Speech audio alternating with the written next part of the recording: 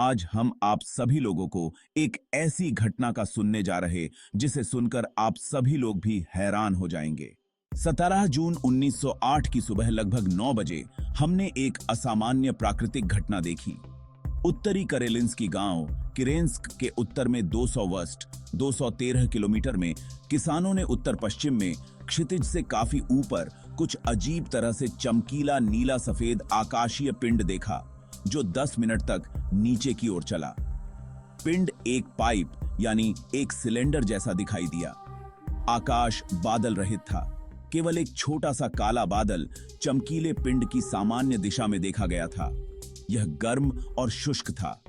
जैसे ही पिंड जमीन जंगल के पास पहुंचा, चमकदार पिंड धुंधला हो गया और फिर काले धुएं के एक विशाल गुबार में बदल गया और एक जोरदार दस्तक सुनाई दी, जैसे कि बड़े पत्थर गिर रहे थे या तोप खाने से गोलाबारी हो रही थी। सभी इमारतें हिल गईं। उसी समय बादल ने अनिश्चित आकृतियों की लपटें छोड़नी शुरू कर दी। सभी ग्रामीण दहशत में आ गए और सड़कों पर उतर आए। महिलाएं रोने लगीं। उन्हें लगा कि दुनिया का अंत हो गया है। इन पंक्तियों के लेखक उस समय किरेंस्क से लगभग 6.4 किलोमीटर उत्तर में जंगल में थे और उन्होंने उत्तर पूर्व में किसी तरह की तोपों की बौछार सुनी जो 15 मिनट के अंतराल पर कम से कम 10 बार दोहराई गई। किरेंस्क में उत्तर पूर्व की ओर की दीवारों में कुछ इमारतों की खिड़कियों के शीशे हिल गए। साइबेरियन लाइफ अखबार 27 जुलाई 1908। जब उल्कापिंड गिरा तो जमीन में जोरदार कंपन देखा गया और कंस्क उएजद के लोवत गांव के पास 2 जोरदार विस्फोट सुने गए, जैसे कि बड़े कैलिबर तोपखाने से। क्रास्नोयारिड्ज अखबार 13 जुलाई 1908। केजेमस्कॉय गांव 17 तारीख को एक असामान्य वायुमंडलीय घटना देखी गई। 7:43 बजे तेज हवा जैसी आवाज सुनाई दी। इसके तुरंत बाद एक भयानक धमाका हुआ। उसके बाद एक भूकंप आया जिसने इमारतों को सचमुच हिला दिया, जैसे कि उन पर कोई बड़ा लट्ठा या भारी चट्टान गिर गई हो। पहले धमाके के बाद दूसरा और फिर तीसरा धमाका हुआ। फिर पहले और तीसरे धमाकों के बीच के अंतराल में एक असामान्य भूमिगत खड़खड़ाहट हुई जो एक रेलवे के समान थी, जिस पर एक ही समय में दर्जनों ट्रेनें चल रही होती हैं। उसके बाद 5 से 6 मिनट तक तोपखाने की आग की बिल्कुल वैसी ही आवाज सुनाई दी। छोटे बराबर अंतराल में 50 से 60 बार गोलियां चलीं जो धीरे धीरे कमजोर होती गईं। बैराज में से एक के 1.5 से 2 मिनट बाद 6 और धमाकों की आवाजें सुनाई दीं जो तोप की फायरिंग की तरह थीं, लेकिन अलग अलग जोरदार और झटकों के साथ।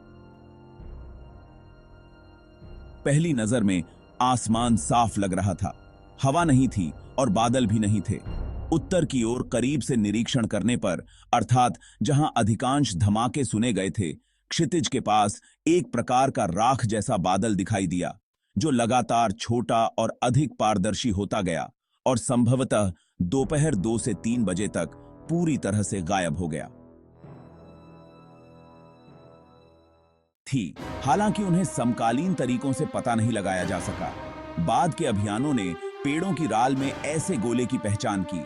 रासायनिक विश्लेषण से पता चला कि गोलों में लोहे के सापेक्ष निकल का उच्च अनुपात था जो उल्कापिंडों में भी पाया जाता है, जिससे यह निष्कर्ष निकलता है कि वे अलौकिक मूल के थे।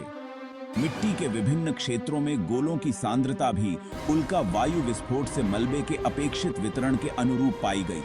बाद में गोलों के अध्ययनों में आसपास के वातावरण के सापेक्ष कई अन्य धातुओं के असामान्य अनुपात पाए गए, जिसे उनके अलौकिक मूल के एक और सबूत के रूप में लिया गया। क्षेत्र से पीट बोक्स के रासायनिक विश्लेषण से कई विसंगतियां भी सामने आईं, जिन्हें प्रभाव घटना के अनुरूप माना जाता है।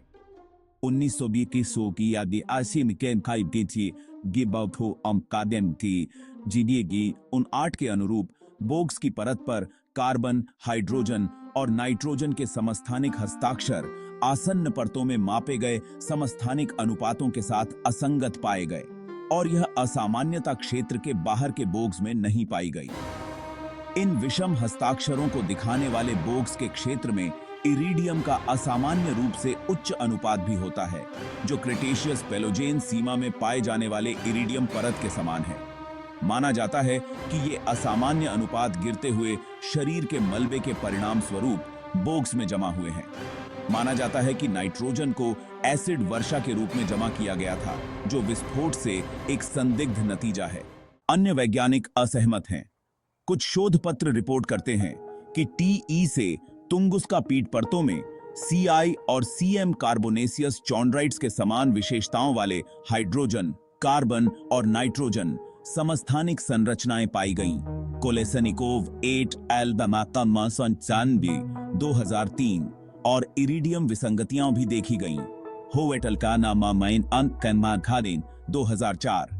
अन्य प्रयोगशालाओं में किए गए मापों ने इन परिणामों की पुष्टि नहीं की है। रोचिया एट अलबती 90 तो सित्ती 8 अलग 2006।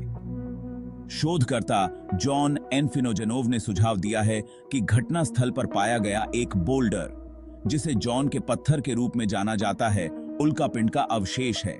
लेकिन क्वार्ट्जाइट के ऑक्सीजन आइसोटोप विश्लेषण से पता चलता है कि यह हाइड्रोथर्मल मूल का है और संभवतः पर्मियन ट्राइसिक साइबेरियन ट्रैप्स मैग्मेटिज्म से संबंधित है। 2013 में शोधकर्ताओं की एक टीम ने प्रभावित क्षेत्र के केंद्र के पास एक पीट बोग से सूक्ष्म नमूनों के विश्लेषण के परिणाम प्रकाशित किए, जो ऐसे टुकड़े दिखाते हैं जो संभवतः बाहरी मूल के हो सकते हैं।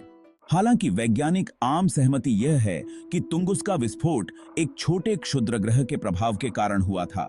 कुछ असहमत लोग भी हैं।